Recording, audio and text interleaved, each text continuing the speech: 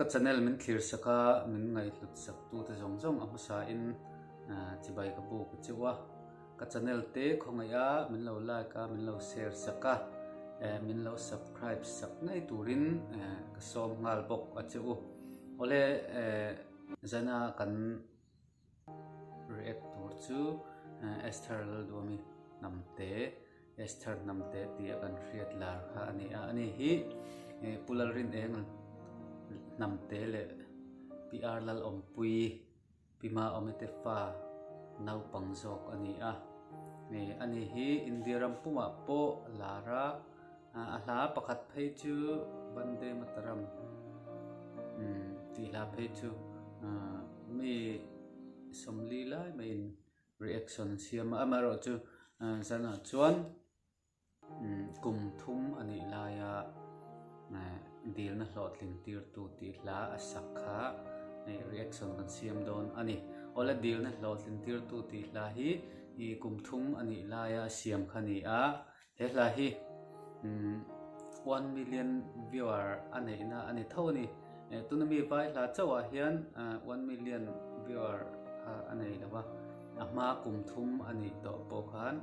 he hla hi alo lar em to bawk ani chuan hei an soile ta ila an musician te po hi BCM eden thar no pang KNP te an ni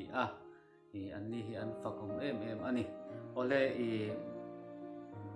Dilna hlawhtlintirtu ti chu lo ngai thadon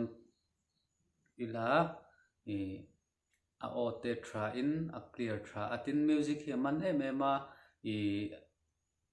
plathu avong thei boka aril ru achaka voi zana kan ngai thlak tur po hi Dilna hlawhtlintirtu ti hla khani ole lo ngai thathinang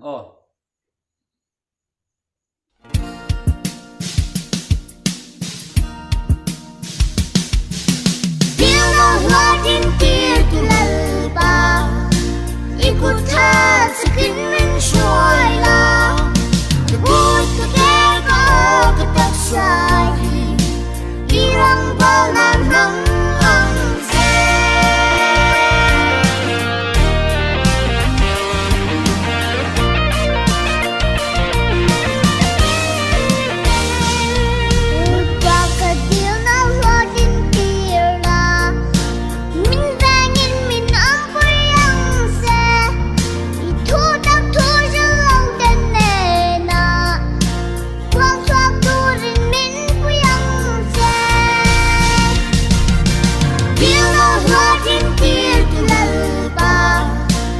ikut tha sakin min shoi la but ka ke ko ka tak sai irang balan nang ang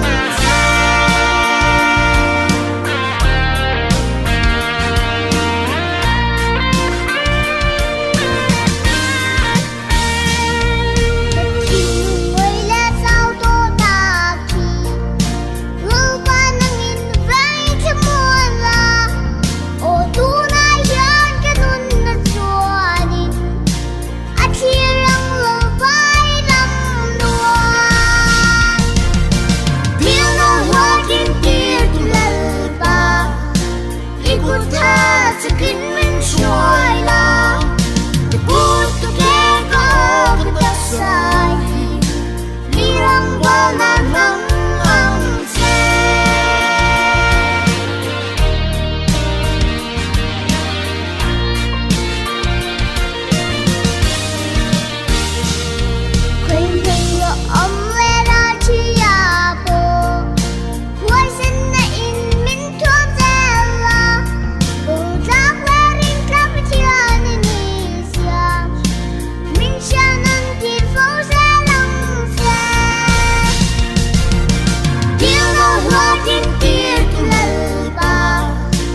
ikut tha sakin min shoi la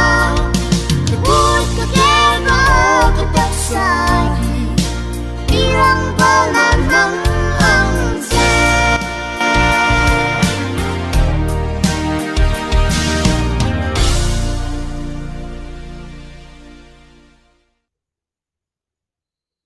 bole zai thim khop mai ani hi nau pang kum thum mi le kani khan Dilna hlawhtlintirtu ti hla kha alo satoa ta pawh khan kan soitawng khan 1 million viewer aneya i kha hla a pawh khan like tu comments tu le viewer tu anga khop mai ti kha kan soi du ni ole college beng no pang Esther du mi kan le zel na tura du sakna kan hla na tin i ka channel hi min lo like saka comment te min lo pek saka min lo subscribe sak theu turin ka so ma cheu